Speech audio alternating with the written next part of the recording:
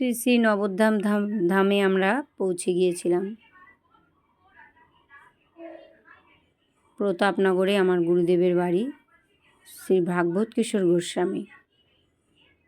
আমরা রাত্রিবেলা নেমেছিলাম। এই যে দেখো, প্রচুর লাইটিং, প্রচুর আয়োজন করেছে গুরুদেব। এই যে রাধা গোবিন্দের মন্দির। পরের দিন সকালে এখানে যজ্ঞ হবে, তাই যজ্ঞের আয়োজন চলছে। প্রচুর সাধু, প্রচুর ভক্ত, বাইরে থেকে প্রচুর সাধু এসছে।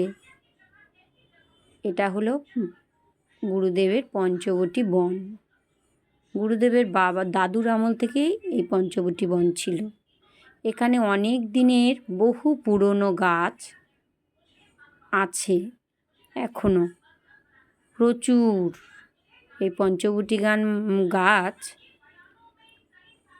অনেক বড় বড়। দেখো, গিরি গোবর্ধনের মন্দির।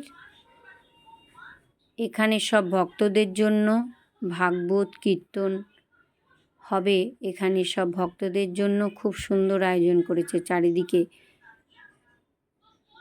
যজ্ঞের আগুন জ্বালিয়ে দিয়েছে। সবাই যজ্ঞের এখানে ধীরে ধীরে আসছে, একজন দুজন করে। যজ্ঞের আয়োজন শুরু হয়ে গিয়েছে। চারিদিকে গুরুদেবের দাদুর ছবি, গুরুদেবের বাবার ছবি এবং গুরুদেবের মার ছবি। এত সুন্দর সাজানো হয়েছে। প্রতিদিন এই 11 দিন 12 দিন যে উৎসব হয়, প্রতিদিন কোনো প্লাস্টিকের ফুল না, কাঁচা ফুলের কাজ হয়েছে। প্রতিদিন কাজ হয়ে গিয়েছে কাঁচা ফুলের। প্রতিদিন সাজানো হয়েছে এই কাঁচা ফুল দিয়ে। দেখতেই পাচ্ছ, যজ্ঞের আগুন উপরের দিকে উঠছে। যারা যারা যজ্ঞে বসবে তাদেরকে 5টা করে ফল এবং একটা ধূপকাঠি নিয়ে বসতে বলেছিল। তো সবে শুরু হয়েছে, একজন দুজন আসছে। এরপরে তোমাদেরকে দেখাবো যে কত লোক হয়েছিল।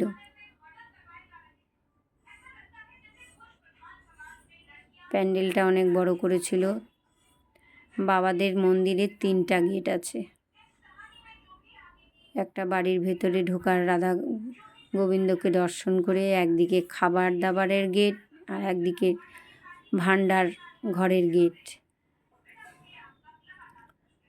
থাকার ব্যবস্থাও খুব সুন্দর করেছিল। মেয়েরা একদিকে, ছেলেরা একদিকে। খুব আনন্দ করলাম গুরুদেবের ওখানে গিয়ে। এই যে দেখো, যজ্ঞের এখানে প্রচুর লোক হয়েছে, ভক্তবৃন্দ প্রচুর।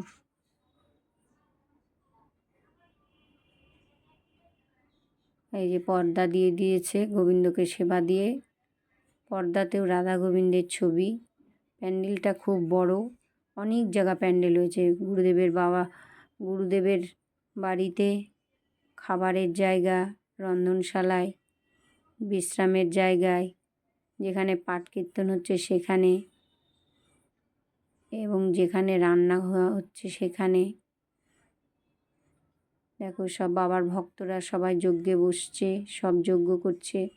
সব সুন্দর করে তিলক চন্দন মাথায় ফিরতি দিয়ে বসছে সব যজ্ঞে। যজ্ঞ হয়ে গিয়েছে, তোমরা বুঝতেই পারছো। যজ্ঞের বেদিটা কালো হয়ে গিয়েছে, তার মানে যজ্ঞ শেষ সম্পূর্ণ। যারা যারা যজ্ঞে বসছিল ফল নিয়ে, তারা সবাই যেখানেই আছে প্রণাম করছে। এই যে আমাদের গুরু ভাই। পঞ্চবটী বনে আমরা আবার সবাই মিলে চলে আসলাম খাওয়া দাওয়া করে। ওখানে পাঠ কীর্তন হচ্ছে, বসে বসে শোনার জন্যে। ঘরে গিয়ে কি হবে শুয়ে, যে কদিন আসছি একটু ভাগবত কীর্তন শুনতে হবে বলেই আমরা খেয়ে দিয়ে সব পঞ্চবটী বনে প্রতিদিন চলে আসতাম। এই যে দাদুর ছবি, গুরুদেবের বাবার। এদিকে গুরুদেবের দাদুর ছবি আমাদের বড় বাবার।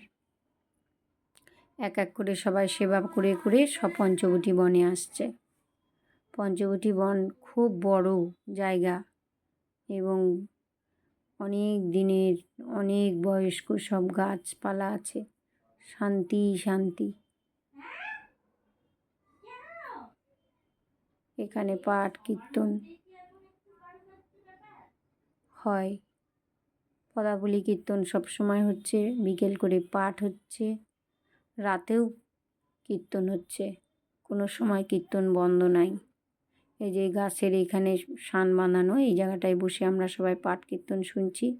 প্রতিটা গাছের গোড়ায় গোড়ায় বাঁধানো আছে। প্যান্ডেলটা অনেক বড়, তোমরা দেখে বুঝতেই পারছো, প্রচুর বড়। খেয়ে দিয়ে সব এখানে এই যে গিরি গোবর্ধনের মন্দিরে গিরি গোবর্ধনকে সাজানো হচ্ছে, যে মুক্তোর মালা দিয়ে, রজনীগন্ধার মালা দিয়ে, তোমরা দেখতেই পাচ্ছ গিরি গোবর্ধনকে।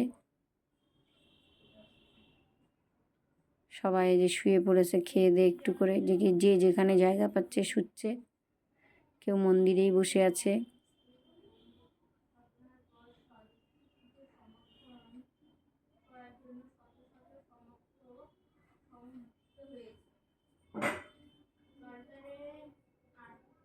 এই যে এখানে সবাই খাওয়া দাওয়া করা হচ্ছে।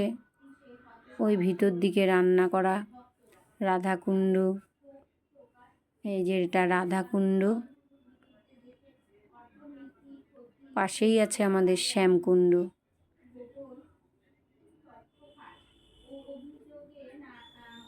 এই যে আমাদের দুটো হাঁস চান করে গা ঝাড়ছে, তারাও রেডি ভাগবত কীর্তন শোনার জন্যে।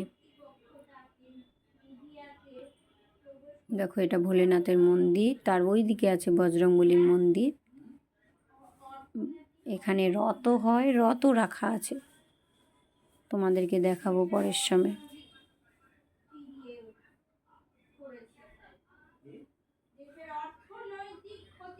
এই যে শ্যামকুণ্ড,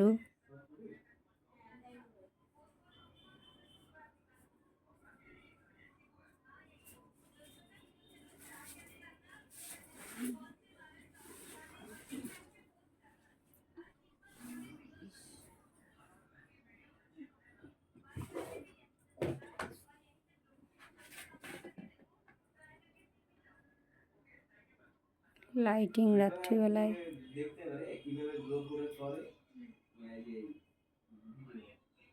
লাইটিং প্রচুর লাইটিং, মন মাতানো লাইটিং।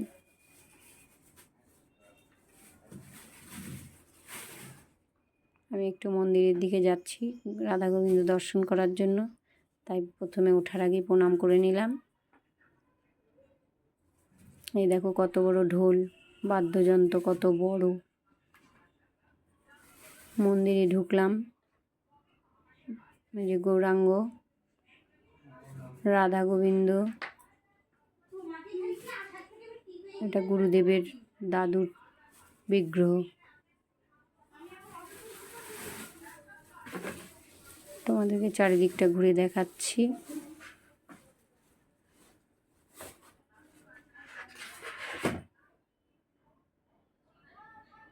প্রচুর আম দিয়ে সাজানো হয়েছে, গাছেও আম ঝুলছে, আম ফল দিয়েই তাদেরকে সাজানো হয়েছে।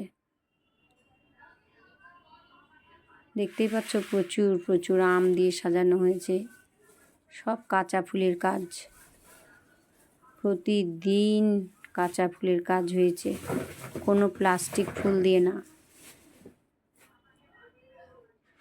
এই 11-12 দিন ধরে অনুষ্ঠান হচ্ছে, প্রতিদিন রাধা গোবিন্দকে কাঁচা ফুল দিয়ে সাজানো হয়েছে।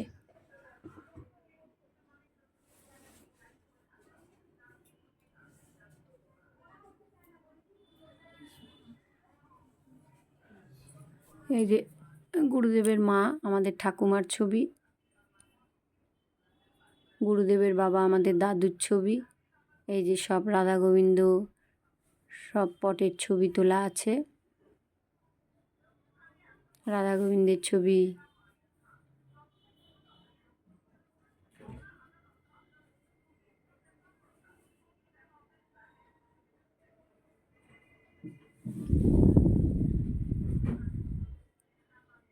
গরমও পড়েছিল, প্রচুর গরম। নবদ্বীপে নাকি খুব বেশি গরম পড়ে, প্রচুর গরম পড়েছিল। আমরা আবার চলে যাচ্ছি পঞ্চবটী বনের দিকে,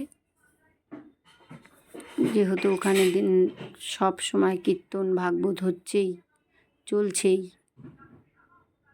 খুব একটা ভালো জায়গা পঞ্চবটী বন, নিরিবিলি বসে বসে সব পাঠ কীর্তন শোনা হচ্ছে।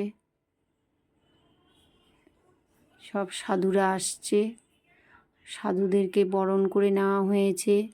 সাধুরা নামতে না নামতেই সব মাথায় ছাতা দিয়ে বাজনা করে তাদের চরণে ফুল ছিটাতে ছিটাতে এই মঞ্চে আনা হয়েছে সবাইকে।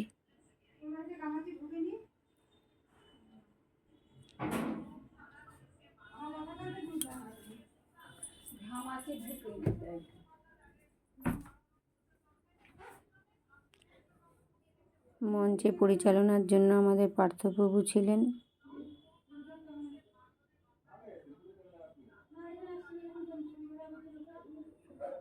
আমাদের কাকাপ্রভু নামছে।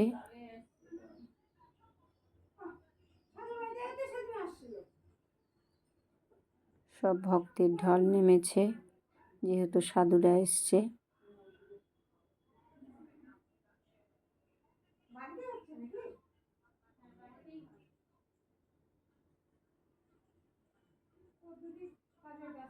এই যে আমার গুরুদেব আসছে, গুরুদেব আসছে, সব সাধু সন্তকে এবার বরণ করে নেবে।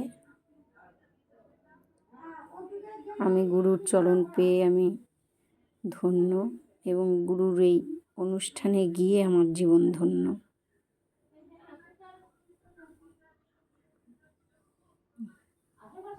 আমার গুরুদেবকে আমি খুব ভালোবাসি।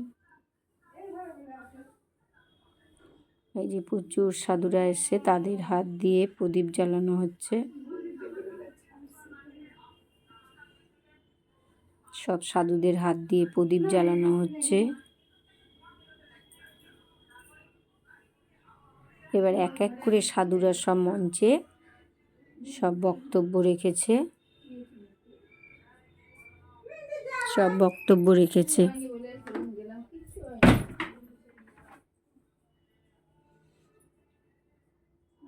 প্রচুর সাধুরা এসেছিল।